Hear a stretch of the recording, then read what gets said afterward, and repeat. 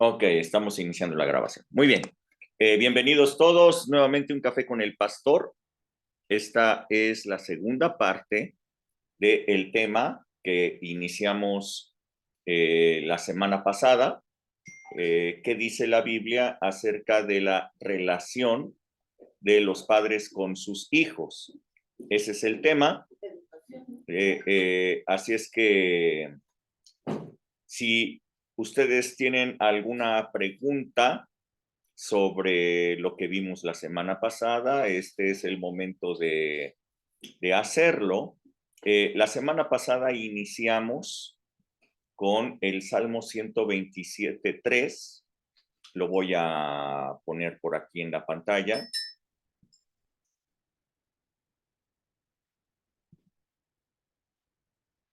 para que simplemente lo recuerden.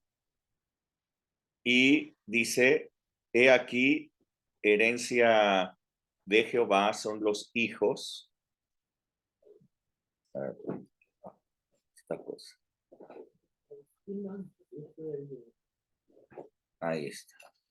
He aquí, herencia de Jehová son los hijos, cosa de estima el fruto del vientre. Como saetas en manos del valiente, así son los hijos habidos en la juventud.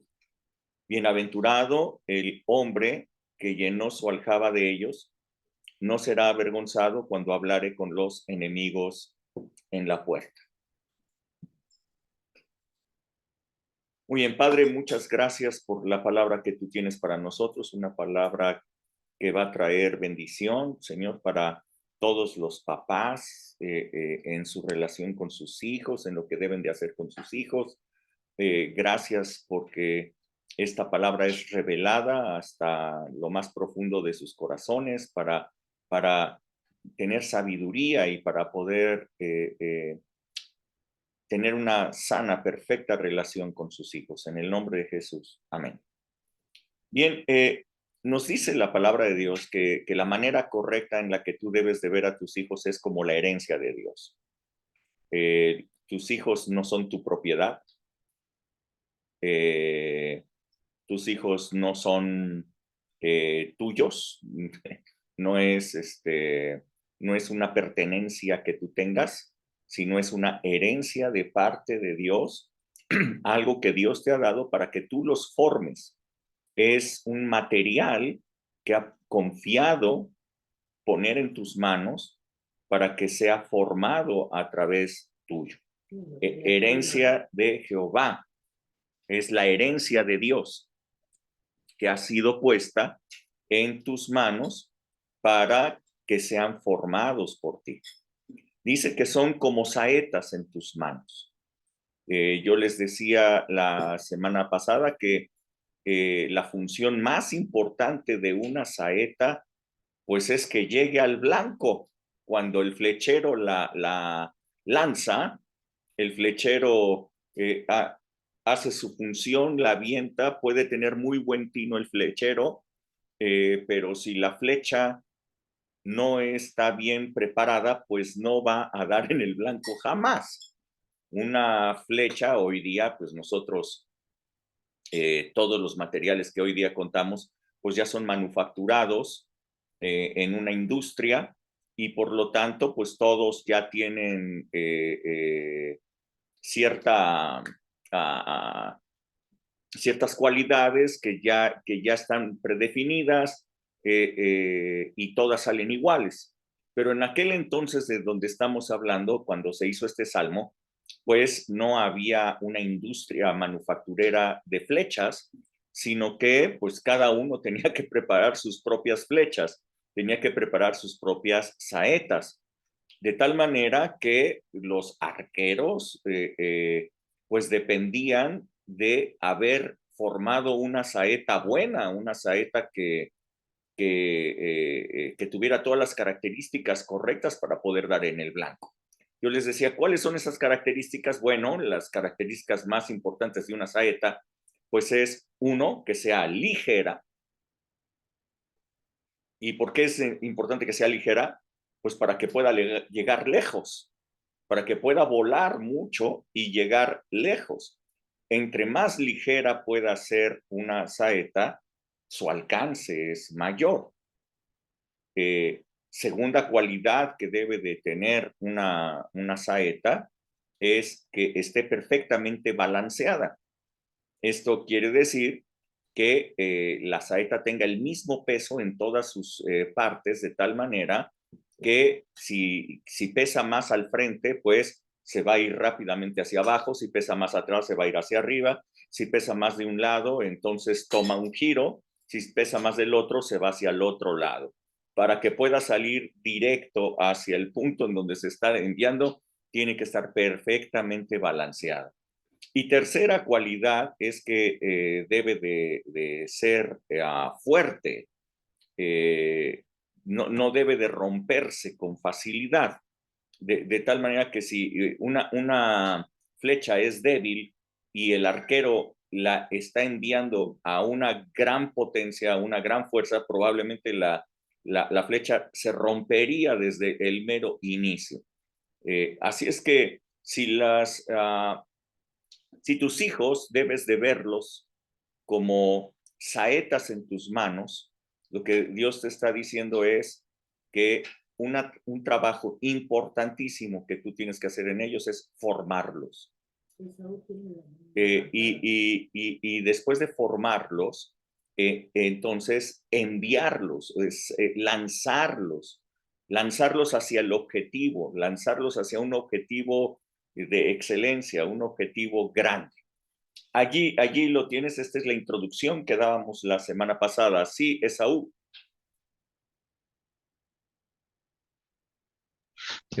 Hola.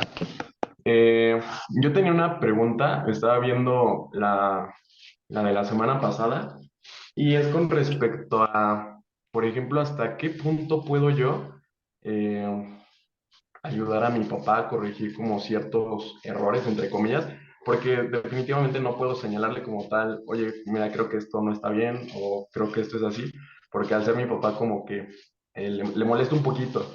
Y pues yo lo que he pensado es que lo más sencillo sería tal vez con un ejemplo, con mi vida, pues demostrarle tal vez así se hacen las cosas o de esta manera, pero no sé si hay otra manera en la cual yo pueda, pues sí, acercarme a él y tratar de ayudarlo a resolver pues ciertos problemas que yo veo, porque pues me he dado cuenta en los últimos meses de ciertas cositas y he tratado de decírselas, pero genera un poco de molestia, entonces no sé cómo le podría hacer ahí. Bueno, yo creo que hablando de este tema, eh, lo que tú ya fuiste formado, me refiero por tus papás, y ahora pues estás en las manos de Dios, ¿no? Ahora Dios es tu padre y Dios es el que te está formando. Pero hablando de la relación que tú tienes con tus papás aquí en la tierra, sí, tus papás muy difícilmente probablemente vayan a tener una apertura para poder escuchar cosas o errores que probablemente se les esté diciendo. Y esto es porque pues se necesita humildad, eh, para escuchar de los hijos. O sea, porque normalmente, bueno, pues los papás son los que corrigen a sus hijos. Un hijo difícilmente tendrá la capacidad de corregir a su papá. Creo que ahí está el dilema, Esaú. Eh, un papá difícilmente va a aceptar la corrección de sus hijos, porque lo correcto, lo obvio, es que un papá sea el que corrija a sus hijos, porque pues el papá cuenta con mayor experiencia, con mayor información, y que no necesariamente estos garantizan tener mayor sabiduría, y sin lugar a dudas. Pero eh, escuchar una corrección de cualquier persona, requiere humildad y reconocer cuando una persona más joven es la que te corrige, causa todavía más problemas. No hablemos ya de que sea tu papá. Estamos hablando también incluso de edades. Esto ocurre cuando en una empresa tú llegas a ser jefe y tienes una edad corta, eres joven y la gente que depende de ti es mayor que tú. Se generan muchos conflictos en esos momentos porque ellos piensan que cómo es posible que un mocoso sea el que venga a decirles lo que tienen que hacer. Es un problema de sentimiento, es un problema subjetivo en el cual la persona se siente agredida porque una persona de menor experiencia viene a decir cómo hacer las cosas. Así es que creo que es un conflicto, Esaú. Yo creo que más bien lo que se necesita es mucho amor, lo que se necesita es mucha comprensión y hablar las cosas, platicarlas lo más sencillo posible, sin intentar corregir, sin intentar apuntar hacia errores. Ok, sí, muchas gracias. Precisamente era pues lo que estaba pensando. Eh, bueno, hasta ahorita es mi única duda. Muchas gracias. Okidoki, perfecto. Muy bien. Entonces, la semana pasada, nosotros hablábamos, bueno, ok, si nuestra función como papás no somos los dueños de nuestros hijos, no son de nuestra propiedad. Y lo digo así porque muchísimos padres piensan que son de su propiedad. Oye, papá, ¿y por qué tengo que hacer esto? ¿Por qué lo digo yo? Les pegan, los golpean, los maltratan porque piensan que son de su propiedad. Son mis hijos y yo hago con ellos lo que quiero. No puedes verlos como tu propiedad, sino como la herencia de Dios y como un material, como una materia prima que Dios ha puesto en tus manos para formar. Tienen tu genética, pero es una herencia de parte de Dios. Entonces, si tú tienes que formarlos, como decíamos, como unas saetas, la semana pasada hablamos de dos funciones importantísimas en las cuales tú como papá tienes que relacionarte con tus hijos. La primera es como sacerdote de tu casa. Sacerdocio, hablamos, es presentarlos delante de Dios. Presentar a tus hijos delante de Dios en todo momento con oración, bendecirlos, presentarlos detrás de la salvación que nos da el Cordero de Dios, presentarlos a través de la sangre de Jesucristo, de tal manera que siempre estén en bendición, que ellos conozcan de nuestra fe, que ellos crean en ese Jesús maravilloso que nosotros tenemos. La segunda parte de relacionarnos con ellos es como profetas.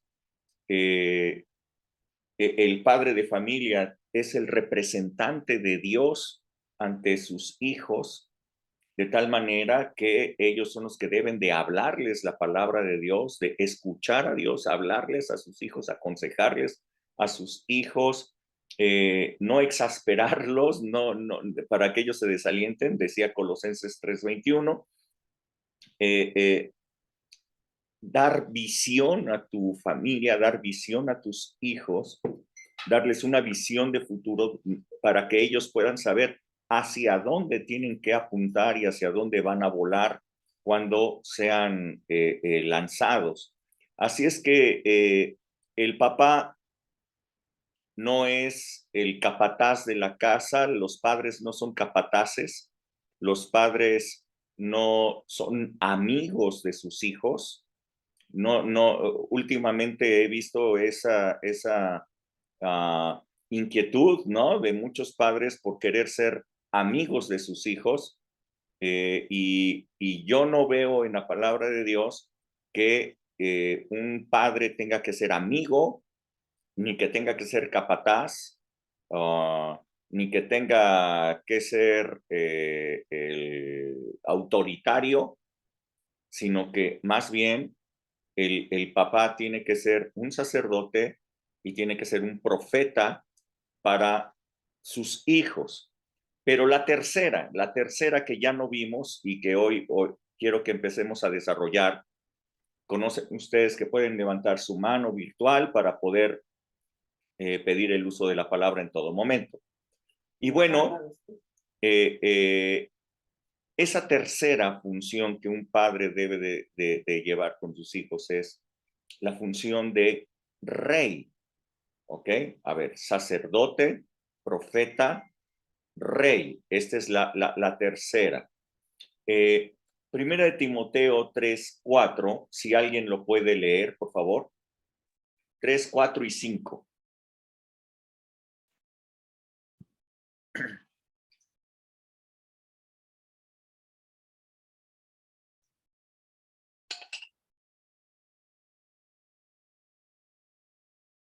¿No va a ir? Yo lo leo entonces.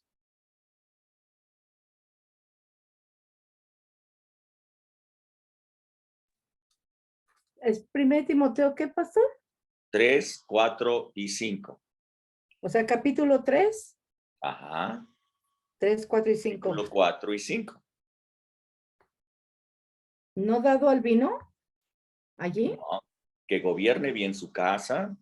Que gobierne bien su casa, que tenga a sus hijos en sujeción con toda honestidad, pues el que no sabe gobernar su propia casa, ¿cómo cuidará de la iglesia de Dios? Ok, ahí está hablando de las personas que aspiran, que quieren tener un obispado. Está hablando de personas que quieren tener un gobierno dentro de la iglesia, un liderazgo dentro de la iglesia.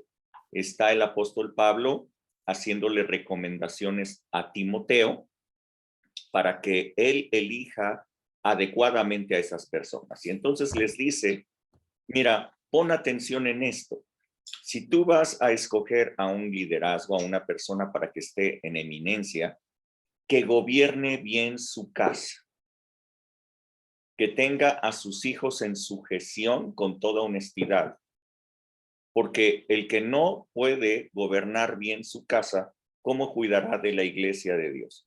El padre de familia, entendemos entonces, un padre de familia tiene una función muy importante, gobernar su casa. ¿Ok? Vuelvo a decir, el padre de familia no es el capataz, no es el autoritario, no es el tirano, pero tampoco es el amigo, ¿eh? Es el que gobierna la casa. Los hijos no gobiernan la casa.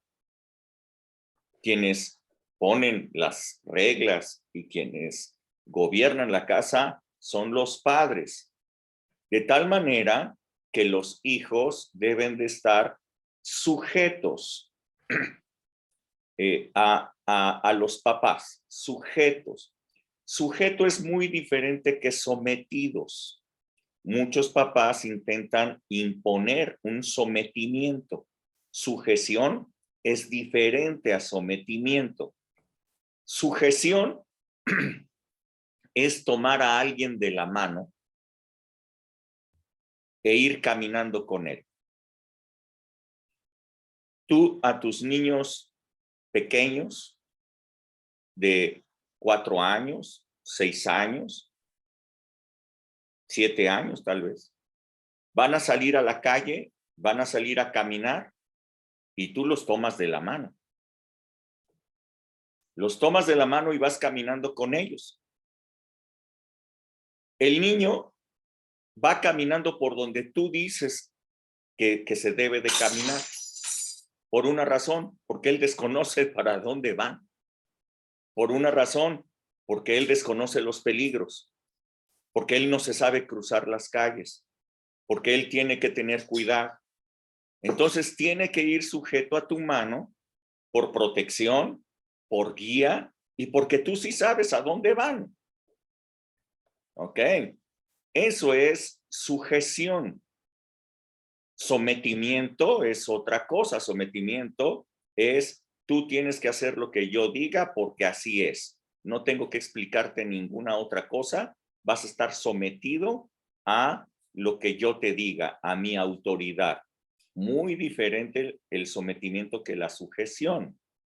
De tal manera que este mismo ejemplo que yo te digo, cuando tú sacas a tus hijos pequeños a la calle, este ejemplo, ponlo, pero ya no solamente cuando vas caminando en la calle, cuando tus hijos entonces están tomando decisiones, cuando tus hijos van a la escuela, cuando tus hijos tienen que hacer tareas, cuando tus hijos deben de, no sé, tener una relación con Dios, cuando tus hijos van a ir a la iglesia.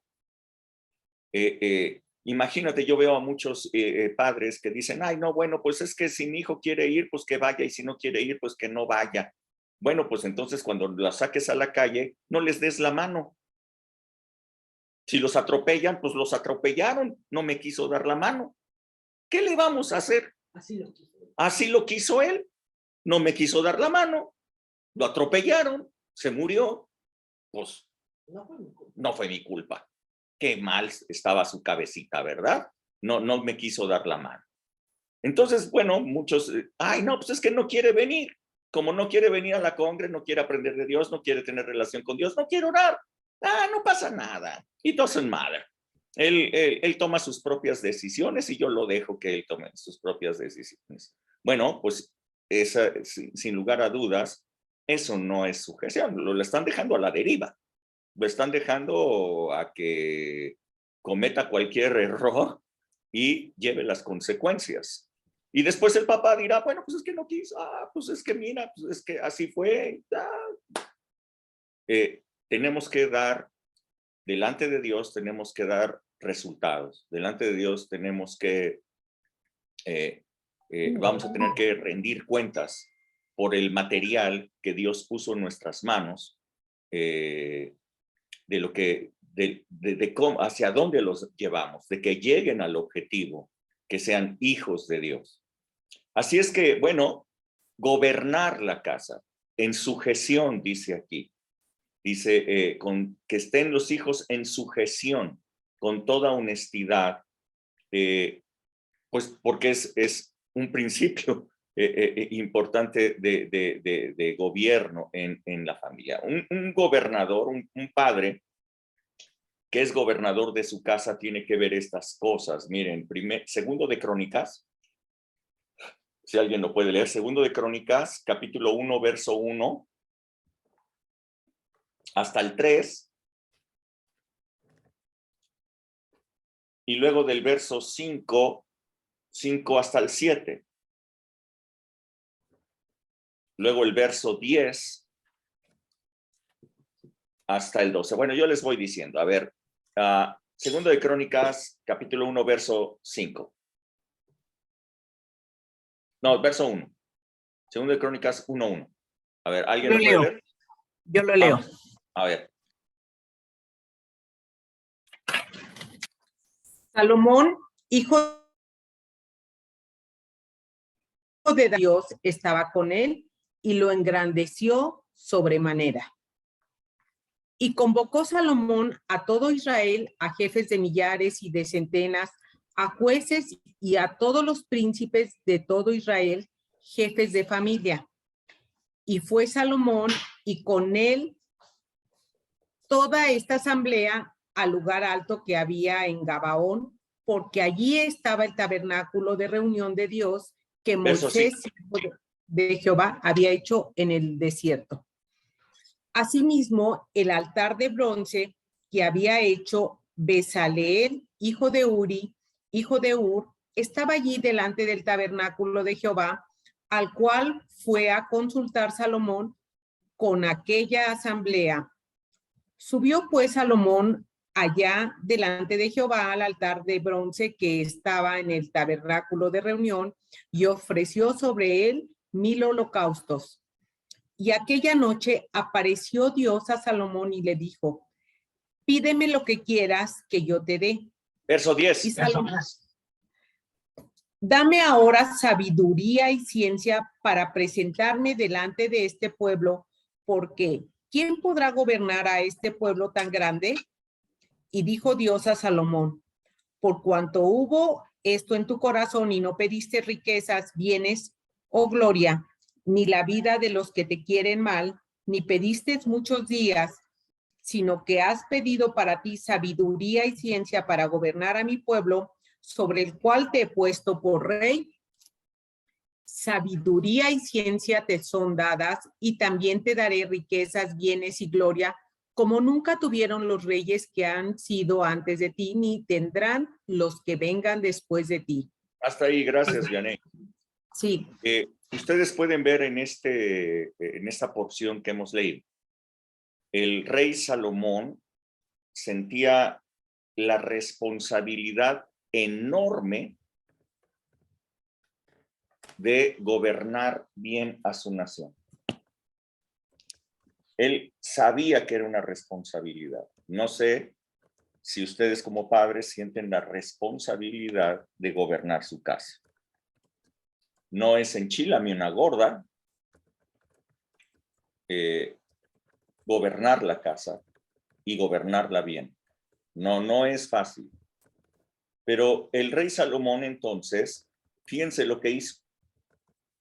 Convocó a toda una asamblea compuesta por los padres de familia, compuesta por la gente en eminencia, para ir con él y consultar a Dios. Esto es lo que él hizo. Él era muy joven cuando ascendió a ser el rey de Israel. Y él sabía que no tenía las capacidades para poder gobernar con sabiduría a su nación. Así es que llevó a toda esta asamblea, ahí dice, jefes de millares, jefes de centenas, príncipes y los padres de familia. Todos ellos tenían una función muy importante en el pueblo de Dios. ¿Cuál era la función de ellos? Eran gobernantes. Todos ellos tenían función de gobierno. Otra vez, jefes de millares, jefes de centenas, príncipes y padres de familia. Todos ellos tenían la función de gobierno. Así es que se los llevó a todos para poder recibir de parte de Dios lo que iba a pedir.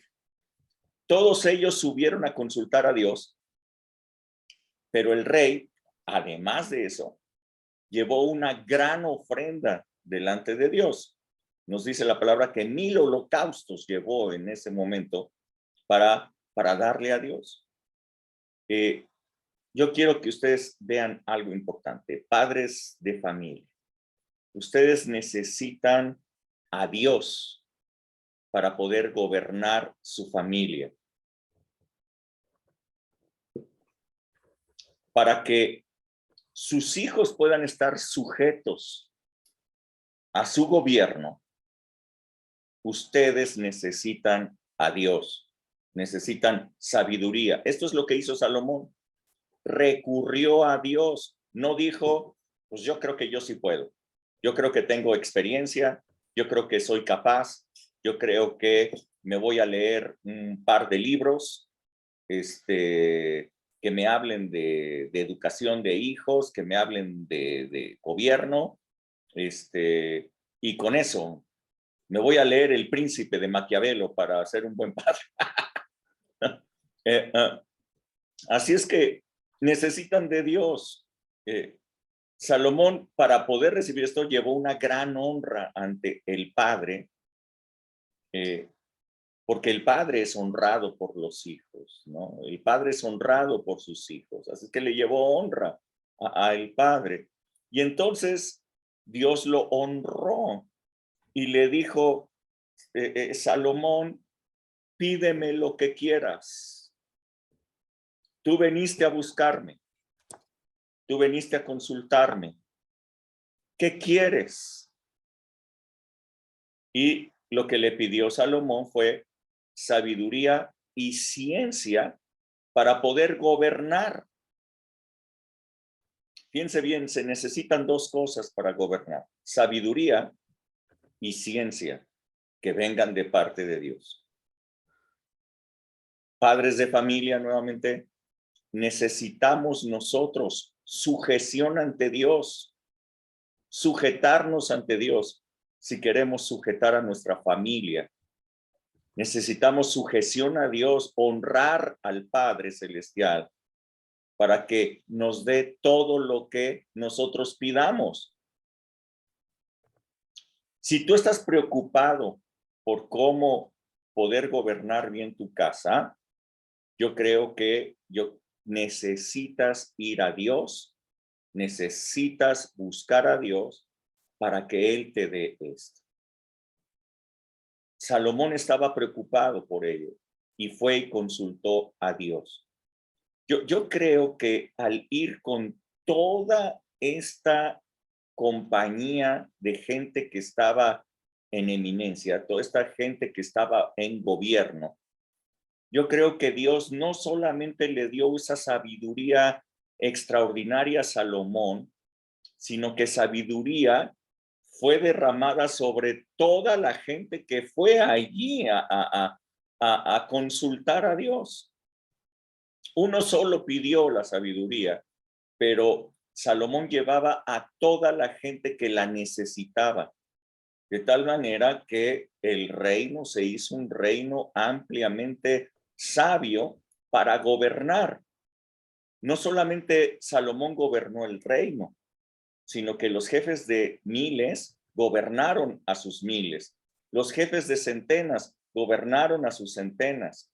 Los príncipes hicieron gobierno y los padres de familia gobernaron bien sus casas. ¿Ok? Ahora bien, ¿cómo podemos gobernar? Dios entonces da sabiduría, Dios da ciencia.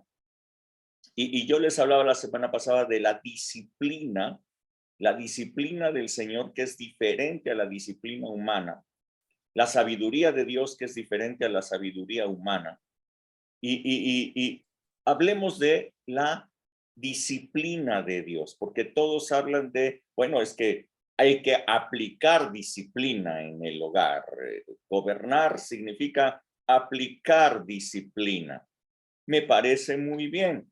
¿Cuál es la disciplina que debemos de aplicar? Santiago 1:5, ¿alguien lo puede leer?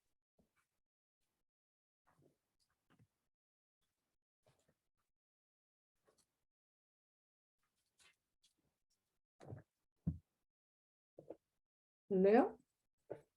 El que quiera leerlo, por favor. Y si alguno de vosotros tiene falta de sabiduría, pídala a Dios, el cual da a todos abundantemente y sin reproche, y le será dada. Ok, y ahí síguele unas páginas adelante, en el capítulo 3, desde el verso 13 hasta el 18, por favor. ¿Okay? ¿Quién es sabio y entendido entre vosotros? Muestre por la buena conducta sus obras en sabia mansedumbre. Pero si tenéis celos amargos y contención en vuestro corazón, no os jactéis ni mintáis contra la verdad, porque esta sabiduría no es la que desciende de lo alto, sino terrenal, animal, diabólica. Porque donde hay celos y contención, ahí hay perturbación y toda obra perversa. Pero la sabiduría que es de lo alto es primeramente pura, después pacífica, amable, benigna, llena de misericordia y de buenos frutos, sin incertidumbre ni hipocresía. Y el fruto de justicia se siembra en paz para aquellos que hacen la paz. Ok, hablamos de disciplina, la disciplina de Dios, la sabiduría de Dios.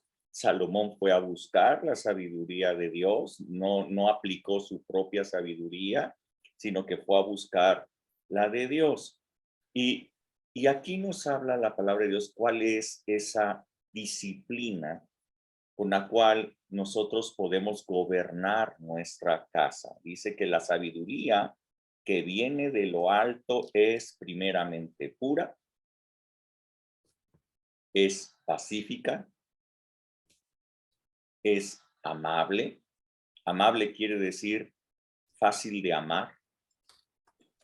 benigna, quiere decir que no hace daño, llena de misericordia, quiere decir que perdona, y de buenos frutos, sin incertidumbre ni hipocresía.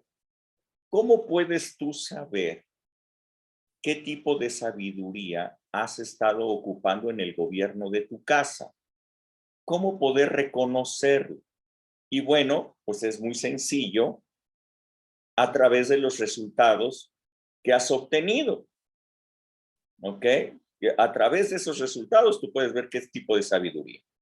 Si el fruto de tu sabiduría, si el fruto de lo que has cosechado de esa sabiduría es celos por la autoridad, si el resultado de la sabiduría de gobierno que tú has ocupado es competencia para ver quién manda, si el resultado es un montón de pleitos porque yo soy el que mando aquí y no me voy a dejar de nadie, esa sabiduría es animal y diabólica.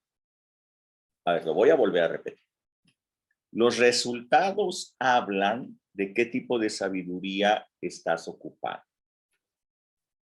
¿Ok? Si el resultado de tu sabiduría que estás ocupando produjo celos de autoridad, competencia para ver quién manda, pleitos para ver quién es el que manda y no se deja de nadie, esa es una sabiduría animal y diabólica. Ahora, si la sabiduría que tú estás usando viene de parte de Dios, entonces en tu casa tú vas a poder ver que hay paz, que tus hijos te aman fácilmente, que no hay ningún daño hacia los demás, que hay misericordia y hay buenos frutos sin hipocresía. Tu casa puede ser gobernada entonces en completa paz si tú aplicas la sabiduría de Dios. Si tú ves un poquito de la historia de Salomón, tú te darás cuenta que la sabiduría que Dios le dio para gobernar produjo, escucha bien, esta es la manera en la que la palabra de Dios lo define. Paz por todas partes. ¿Cómo se definió el gobierno de Salomón, el reinado de Salomón? ¿Cuál es la característica que lo define? Bueno, la Biblia habla muchas veces de esto. Paz por todas partes. Paz económica, paz en el gobierno, paz con la gente, paz entre la misma gente, no violencia. Los reinos de otras naciones lo respetaban, no se metían con él. Él producía, él iba prosperando en todas las cosas que él hacía. Tiempos de paz, muy importantes los tiempos de paz. Se dice que en tiempos de paz los hijos entierran a sus padres. En tiempos de guerra, los padres entierran a sus hijos. Tiempos de paz, qué diferencia. Y la sabiduría que ocupó Salomón, dado que venía de parte de Dios, produjo paz por todas partes. En tu familia, ¿cómo andan? ¿Hay paz por todas partes? ¿Paz en todas las áreas de la familia? Ok. Es interesante que tú puedas verlo. Ahora, ¿cómo han sido las relaciones con tus hijos? Es una relación de sabiduría, de guía, es una relación en la que tú estás gobernando tu casa, o realmente tus hijos son los que gobiernan la casa y cada quien hace lo que mejor les parece.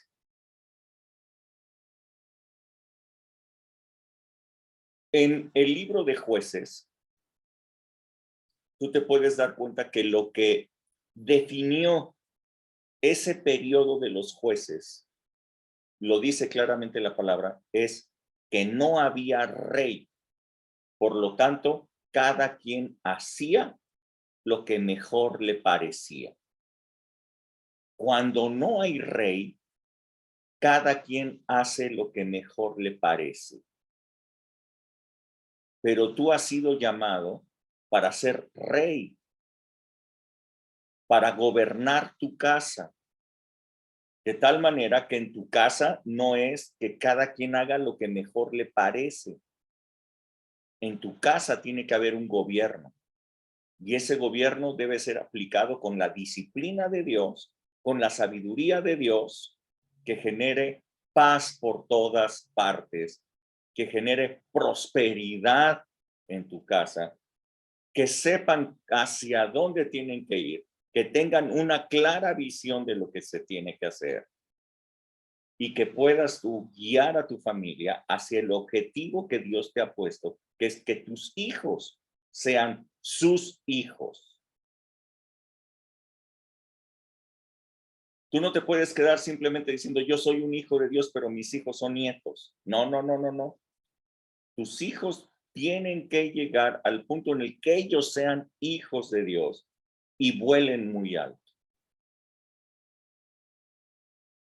Si tú no logras ese objetivo, habrás fallado como padre.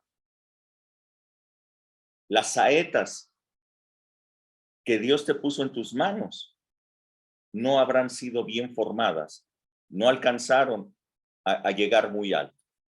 ¿Hasta aquí alguna pregunta?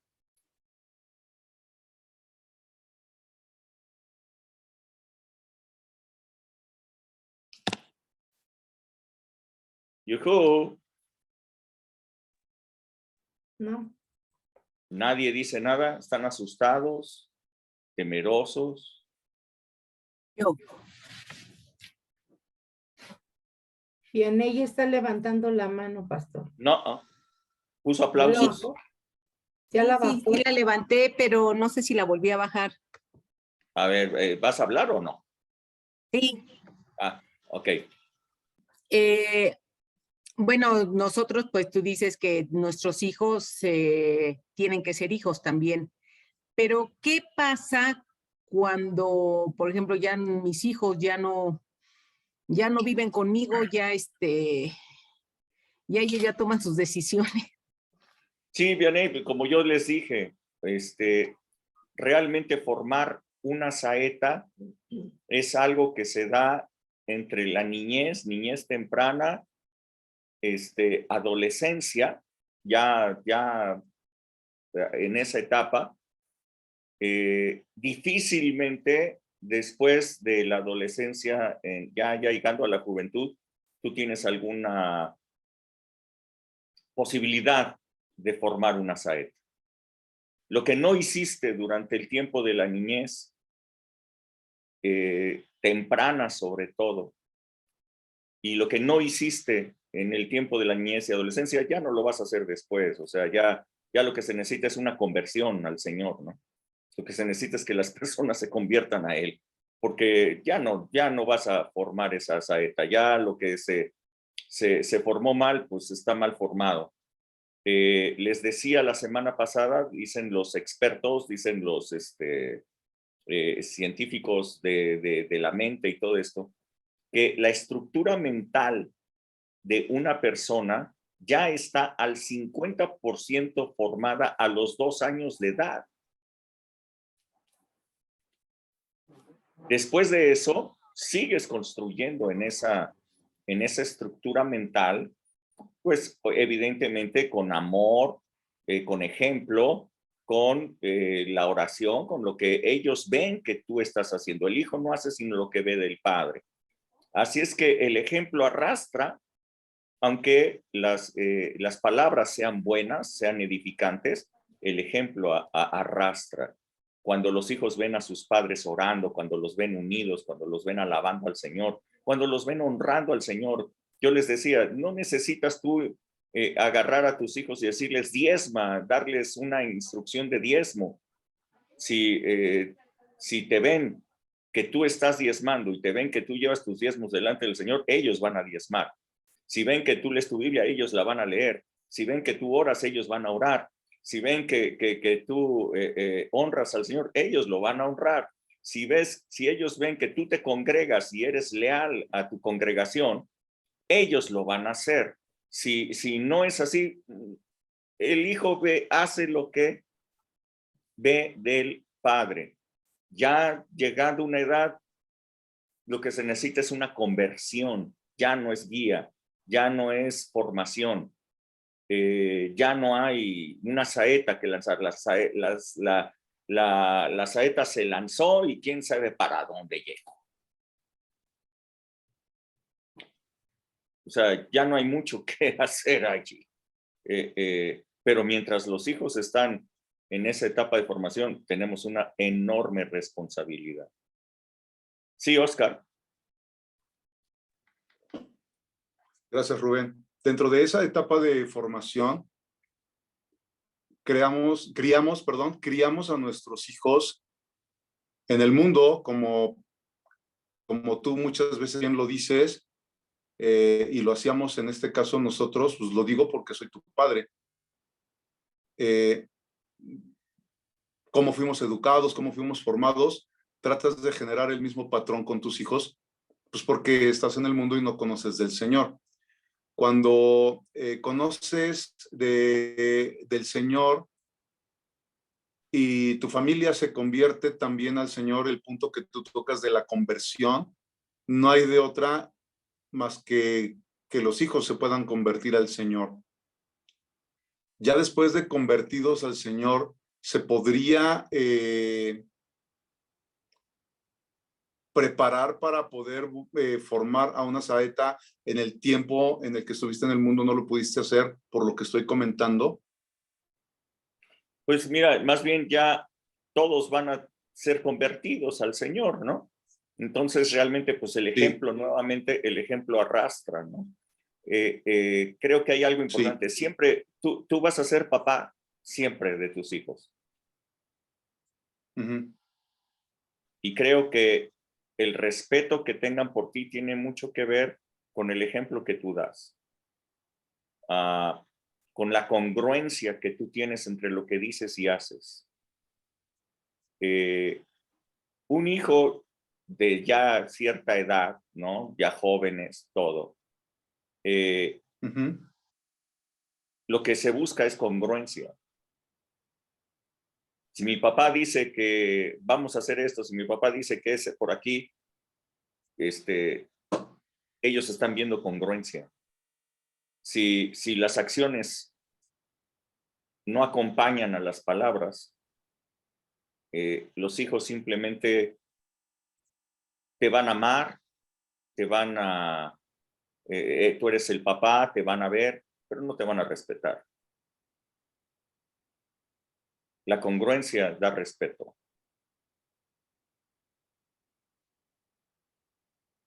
Si tú dices es por acá, okay, tú eres el que tienes que mostrar que es para allá. Eso que va a generar respeto. Yo ya no creo que sea una formación. Más bien ahora el que los va a estar formando es el Espíritu Santo, porque ya se convirtieron. Okay. Sí. Y si tienen esa guía, finalmente, pues bueno, ya a lo mejor igual y no que la formación pase a segundo término, pero finalmente, como tú bien lo dices, ¿no? O sea, no hacer nietos, sino hacer los hijos de Dios en el tiempo que sea, ¿no? Exactamente. Hacer los hijos, esa es la principal. Ahora, nada más rápido, Rubén. Sí. Ajá. Ahora, me surge una duda. Cuando tú agarras a tu hijito chiquito y lo sujetas para cruzar la calle y todo lo que estabas platicando, pues a lo mejor sí, igual y le das una explicación, ¿no? Del por qué le estás dando la mano, porque lo pueden atropellar, etcétera, etcétera, etcétera. Y finalmente, pues el pequeño a lo mejor igual y no te entiende o no alcanza a comprender, pero finalmente lo estás haciendo pues, por amor, porque lo quieres cuidar. Pero y ya, por ejemplo, te dan la mano, finalmente te dan la mano. A lo Exacto. que quiero llegar es que, por ejemplo, en una relación padre-hijo, en donde, supongamos, alguien no quiere ir a la congre, o sea, no le vas a dar la mano para jalarlo. O sea, viene ahí el tema de la sabiduría para que pueda él acudir o ella acudir a la congregación, ¿no?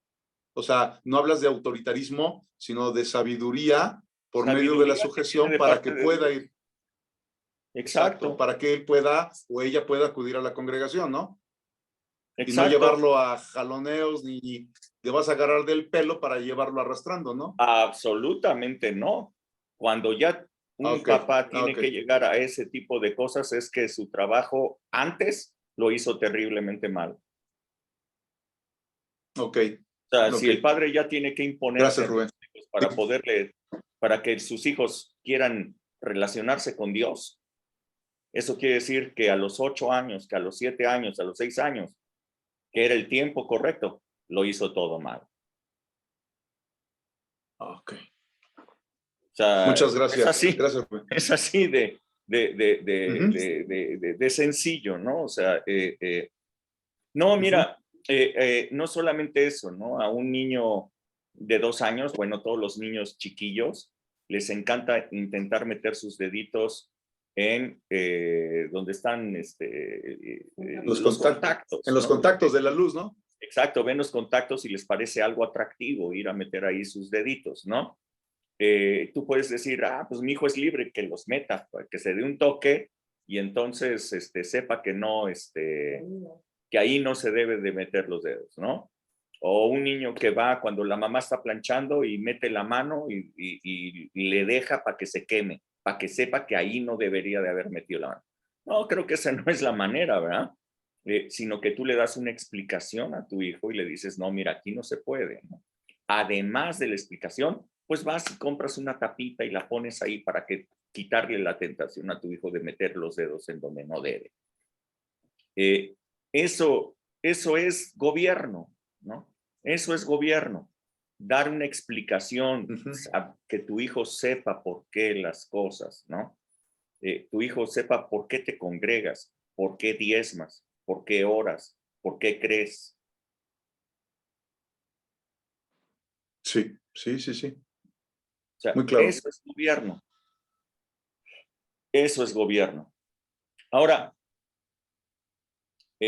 permítanme continuar con esta parte. Miren, si alguien puede leer Génesis 1, del verso 26 al 28.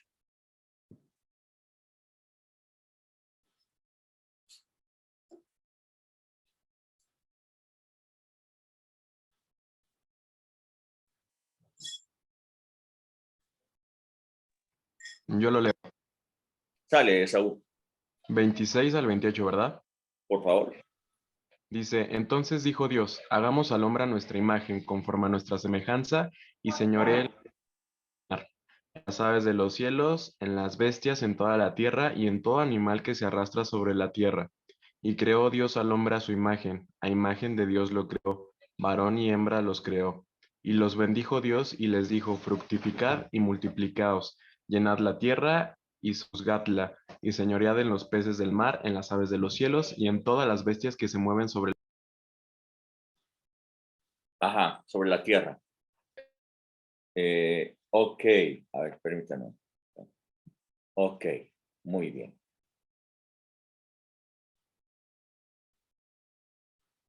Muy bien. Regularmente, si están aquí, los veo a todos congelados. ¿Ya se me congelaron? Hola, hola. Hola, hola. ¿Sí están ahí? Hola, sí. Es que por un Sí, momento creo que te todos se congelaron. Sí, como que te congelaste. Sí. Ya. Ok, bueno, pero ya regresaron, eso es lo bueno. Ok, yo he escuchado muchísimo en las iglesias hablar de que el hombre, varón del verbo machín, él es el sacerdote, él es el profeta y él es el rey. Y que esas atribuciones son suyas.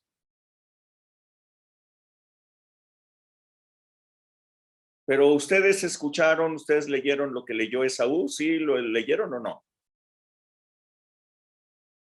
¿Le pusieron atención? ¿O no? Sí. A ver, voy a volverlo a leer porque es muy importante. Entonces dijo Dios, hagamos al hombre a nuestra imagen. Escuchen bien cuál fue la idea de Dios, cuál fue el plan de Dios. Hagamos al hombre a nuestra imagen, ¿ok? Verso 27. Y creó Dios al hombre a su imagen. A imagen de Dios lo creó. Varón y hembra los creó. Ok.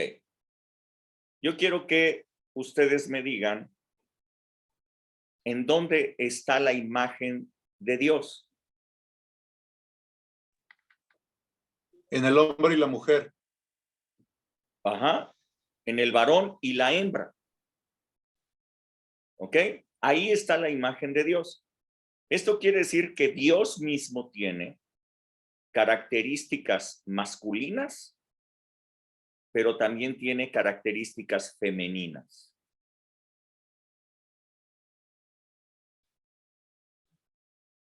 Cuando en la Biblia se refiere a Dios siempre como Él, como una forma masculina, nosotros vemos a Dios como hombre.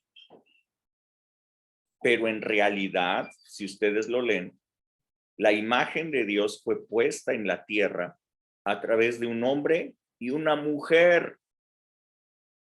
La imagen de Dios ya vive en la tierra.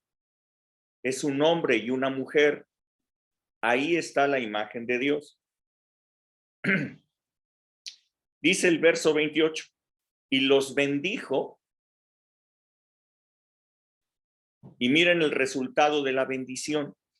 Y los bendijo y les dijo, fructifiquen y multiplíquense. Esto es paternidad.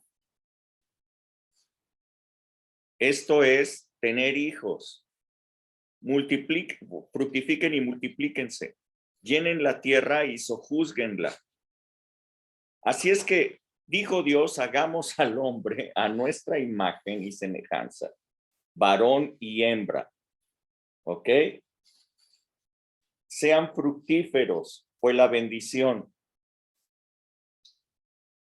Quiero que ustedes vean que la única manera en la que un hijo puede ver a Dios en su familia es cuando hay un papá y una mamá unidos. No solamente juntos, no cohabitando la misma casa, unidos. Por tanto, dejará el hombre a su padre y a su madre y se unirá a su mujer y serán una sola carne. Unidos. Un papá y una mamá unidos son la imagen de Dios para un niño. Son la imagen de Dios para un hijo. Un hijo va a crecer viendo a Dios en su casa a través de sus papás.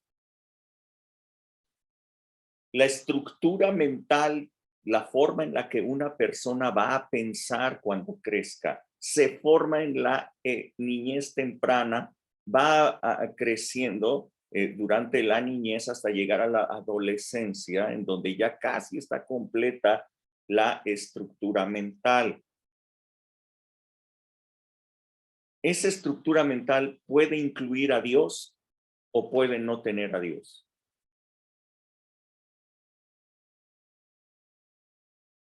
Sí, me están siguiendo. Papá y mamá son importantísimos para ver a Dios en una familia. El varón solo no es la imagen de Dios. La mujer sola, por más luchona que sea, no es la imagen de Dios. Por muy trabajadora, sabia, entendida, no es la imagen de Dios. Solamente un matrimonio unido muestra a sus hijos la imagen de Dios. Dios es Padre. Cuando dice la palabra Padre, está hablando de paternidad. Está hablando de engendrar. El Padre engendra. Pero la mamá recibe la simiente y multiplica células para dar a luz. Dios tiene la simiente y tiene la multiplicación. En Él están las dos virtudes. En Él están las dos. La paternidad de Dios involucra papá y mamá. Papá y mamá son los sacerdotes de su casa. Papá y mamá son los profetas de su casa. Papá y mamá son los reyes de la casa, son los que gobiernan. Son uno solo. Dios los hizo uno solo.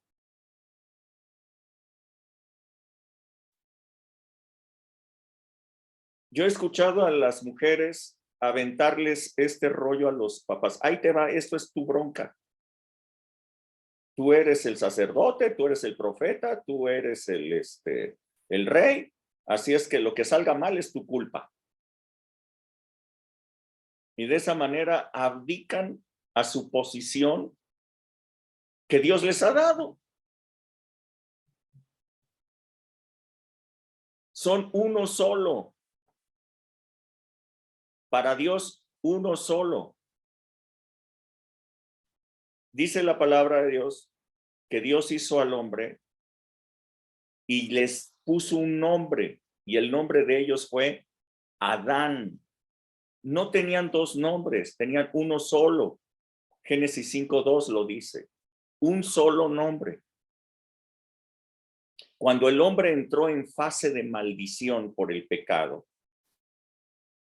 entonces el varón se apropió el nombre de Adán y llamó a su mujer Eva, dándole una sola función, la que va a dar hijos.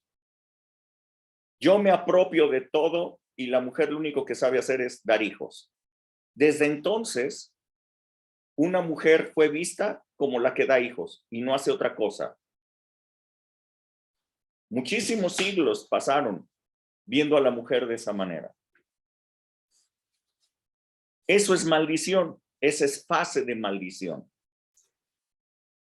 Un hogar cristiano en donde la mujer abdica al gobierno de su casa como sacerdote, profeta, rey, están en maldición.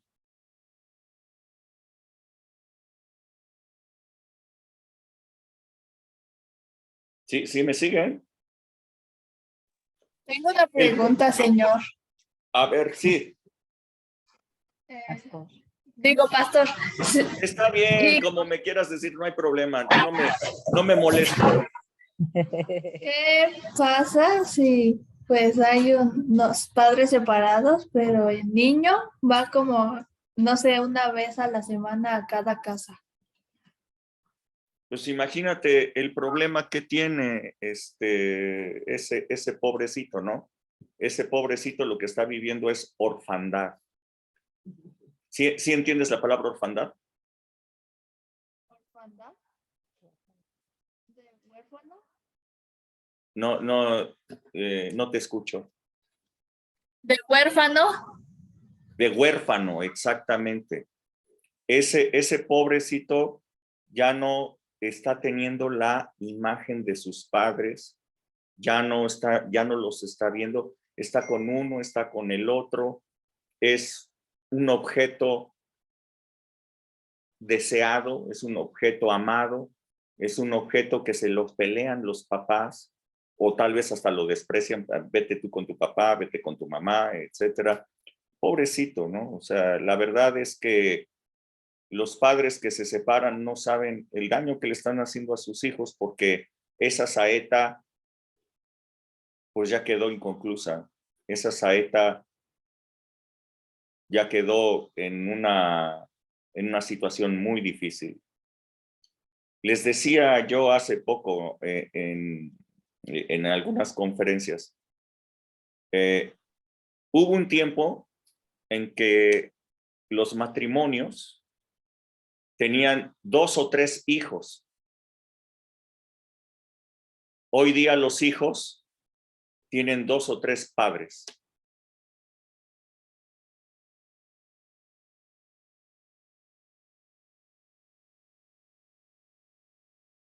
La señora se casó con uno y tuvo al hijo. Luego tuvo otro romance y le dijo a su hijo que le dijera papá. Luego se separó de ese otro romance y tuvo una tercera relación. Y a ese también le dijo que le dijera papá. El pobre niño ha tenido 3 padres. ¿Cuál es el de a de veras? ¿El biológico? El que, bueno, biológicamente el biológico, ¿no? El que Biológicamente, pues el biológico pues, se supone que es el verdadero. Pero para el niño, ¿cuál es el padre? el que más quiere, el que más lo respeta. Para el niño, una confusión total. 3 padres, una mamá, y probablemente se quede sin ningún padre, con muchos hermanos de quién sabe cuántos. Un desastre total. Eso no es una familia. En realidad, lo que ha sucedido es que en nuestro tiempo, los chavos han preferido sus propios intereses que ver por el interés de sus hijos. No se han dado cuenta que Dios les dio una materia prima para formar. Pensaron que era suyo y como es mío, hago con él lo que quiera. Pero en realidad, nosotros vamos a dar cuentas de qué hicimos con esa materia prima que fue puesta en nuestras manos.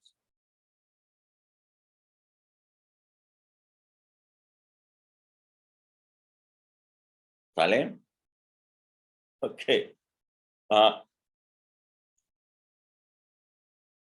El propósito más importante de los papás en su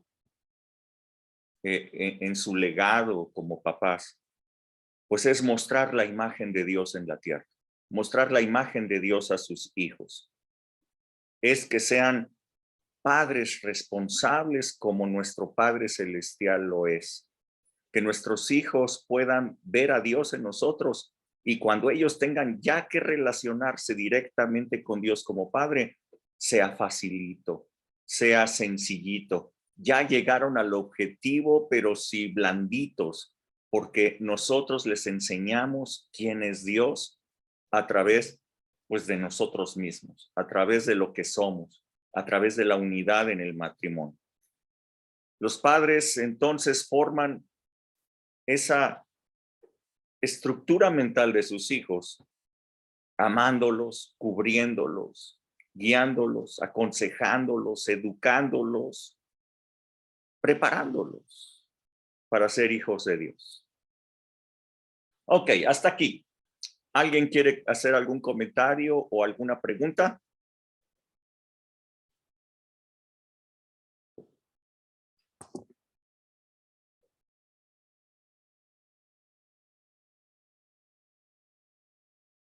¿No?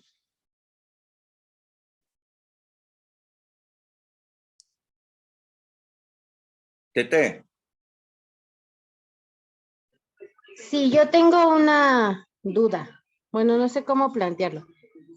Bueno, decías, y es claro, que el encaminar a los hijos es de 2. y pues, llevarlos en el camino del Señor, pues igual, es de 2. ¿Qué pasa cuando uno no está como 100% ahí? O sea, ¿qué pasa cuando, en este caso, sí, uno de los dos no es como que tenga claro el estar en el camino de Dios? Pues que realmente los hijos pues van a tener esas confusiones, ¿verdad? No van a tener esa imagen verdadera, esa imagen de lo que es Dios para ellos. Uno jala para un lado y otro jala para el otro. Más de 2 visiones se llama división. O sea, esa es la verdad. O sea, realmente la única manera de generar unidad es cuando hay una sola visión, un solo rumbo. Si hay 2 visiones, eso ya es división. Y los hijos lo notan. Claro. Y entonces toman partido para donde les conviene. Ok. O sea, aunque la parte que tiene claro que tiene que ir con el Señor quiera como que jalarlos, a final de cuentas, pues es su decisión, ¿no? Pues sí, pues sí. Ahora, el asunto empieza, Tete, no cuando tienes a tus hijos. El asunto inicia cuando seleccionaste a la persona. Y es más, claro. No empieza cuando seleccionaste a la persona. Empieza en qué círculos sociales frecuentabas.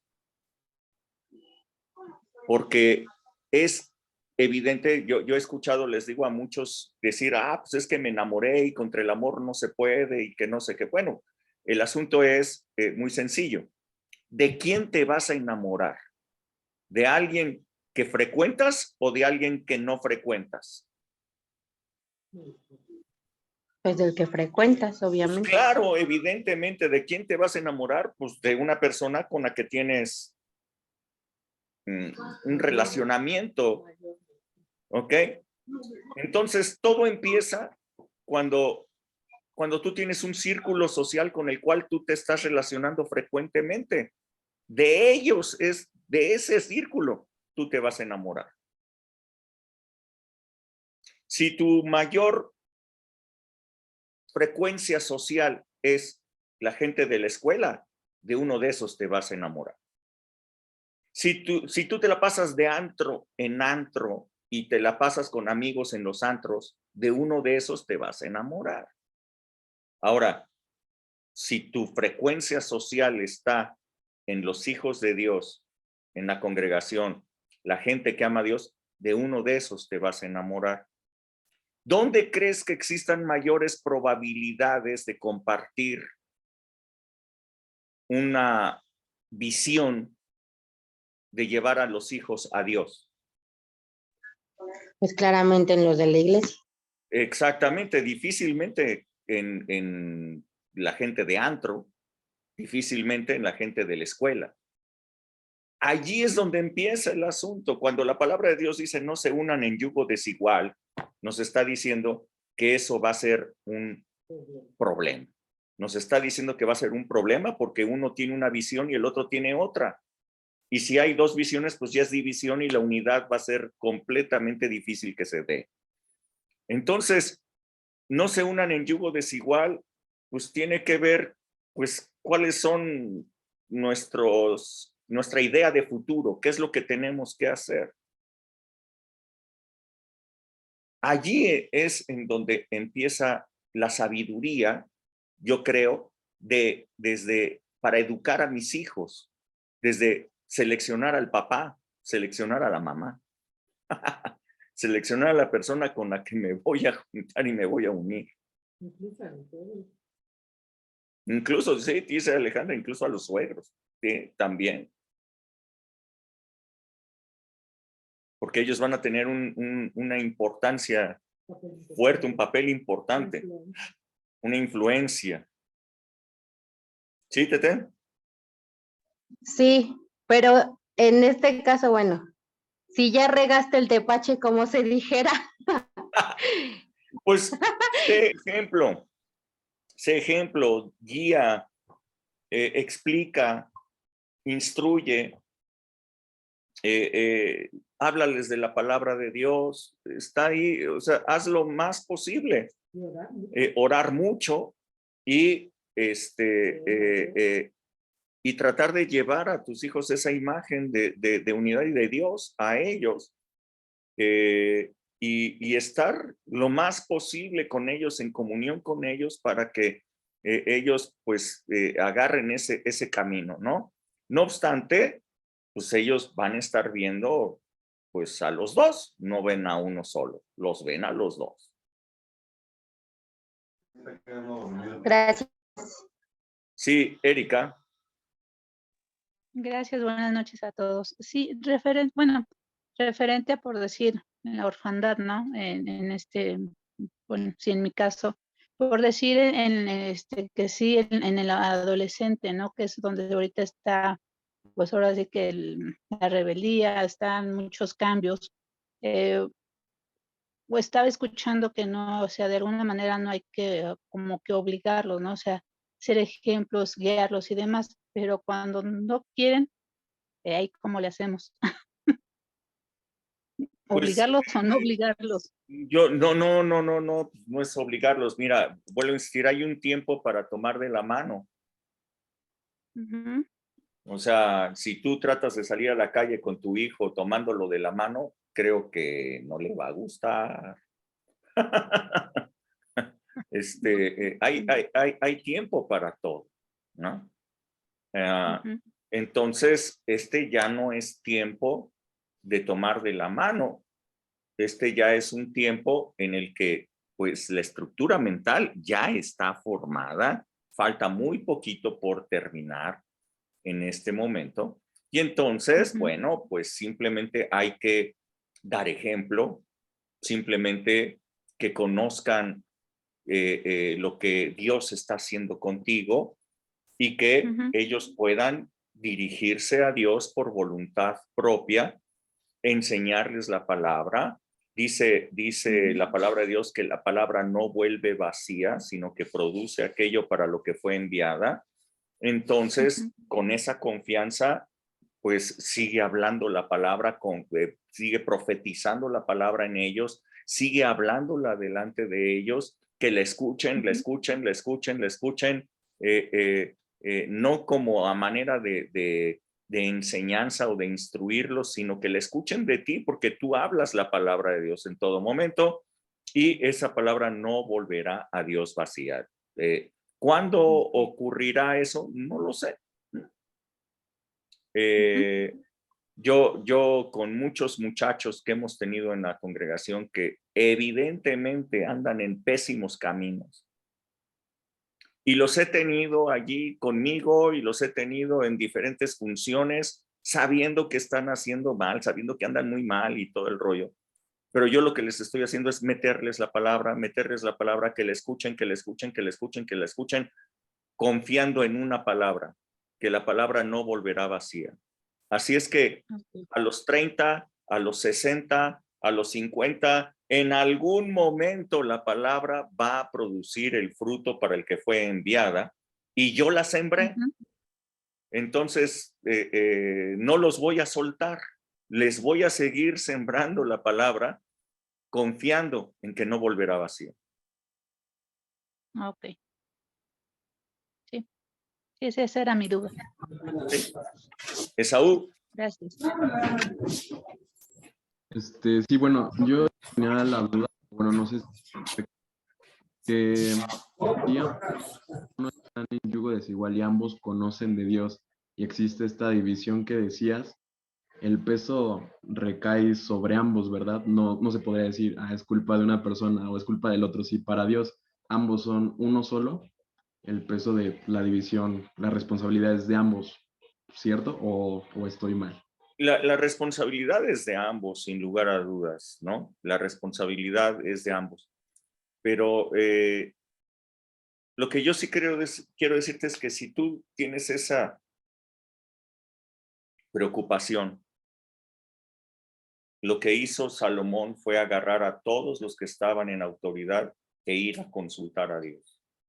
Yo creo que esta es una muy buena opción que pueden tener este tipo de matrimonios que están en estas situaciones. Reconocer, los dos tenemos esta responsabilidad. Vamos a consultar a Dios. Consultemos a Dios.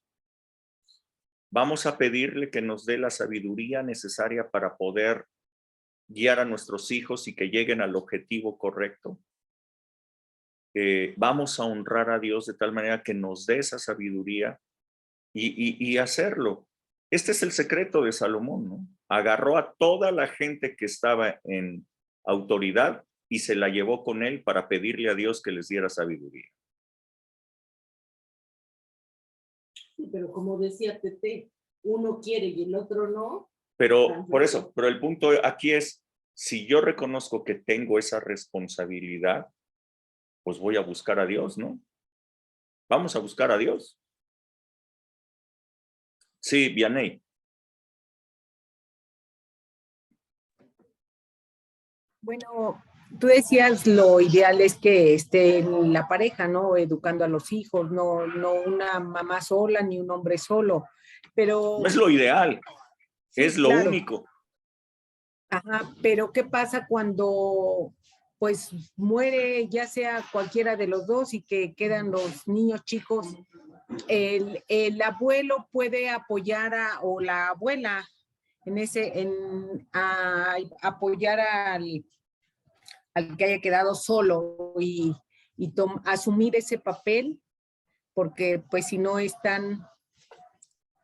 Mira, por ejemplo, en tu caso les decía este domingo allá en Aviva México. Si quieren escuchar esta conferencia, está en Aviva México. Les decía, los abuelos no pueden reparar el problema de orfandad.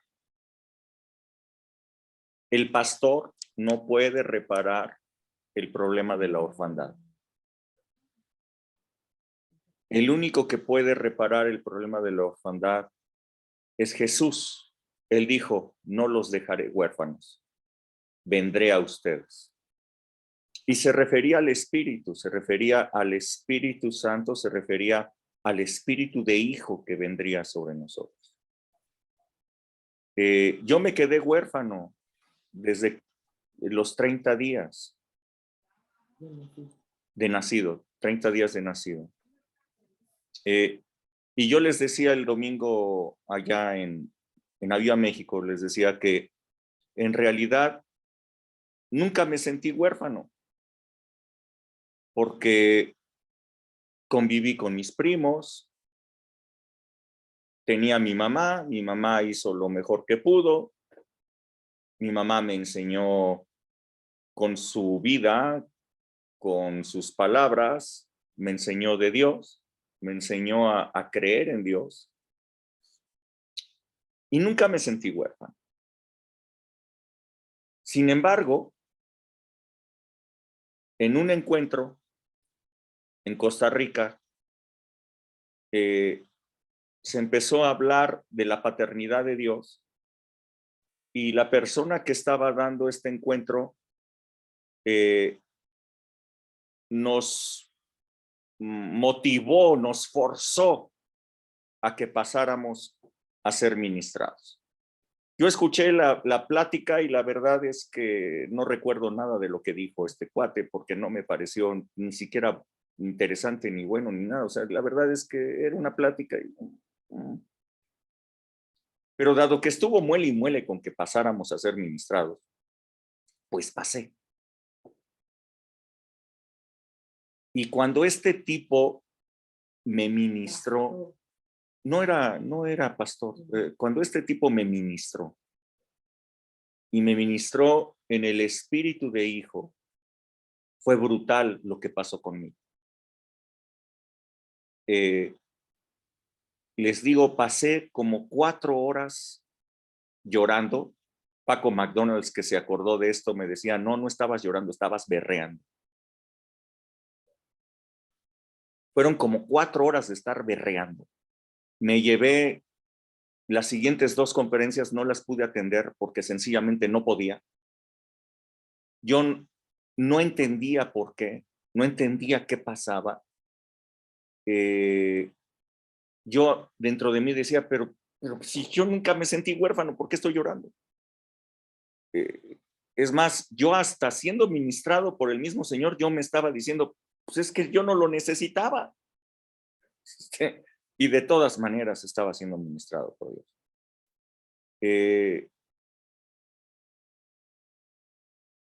La orfandad puede sentirse, puede no sentirse,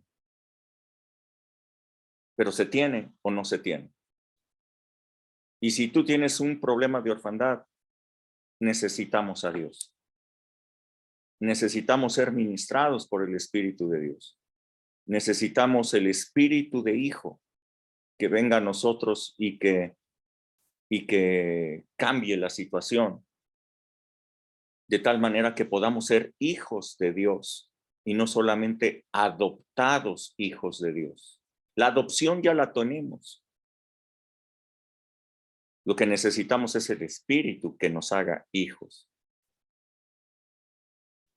Una familia, un matrimonio, tiene como objetivo enviar a sus hijos así suavecitos a que lleguen a ese punto. En muchos de los casos no se logra. Se necesita una conversión, se necesita una administración, se necesita que Dios intervenga para hacer el cambio. Conmigo se necesitó, aunque mi mamá hizo todo lo posible por educarme en las cosas de Dios. Sin embargo, el que se tuvo que ocupar de hacer eso, pues fue el Espíritu.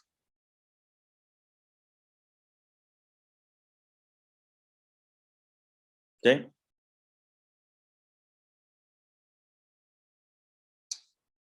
¿Alguien más tiene alguna duda, comentario?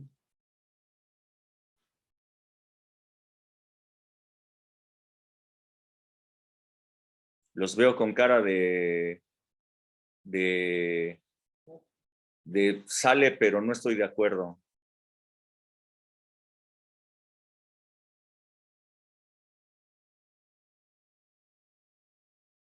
Ok, ¿hablen ahora o callen para siempre?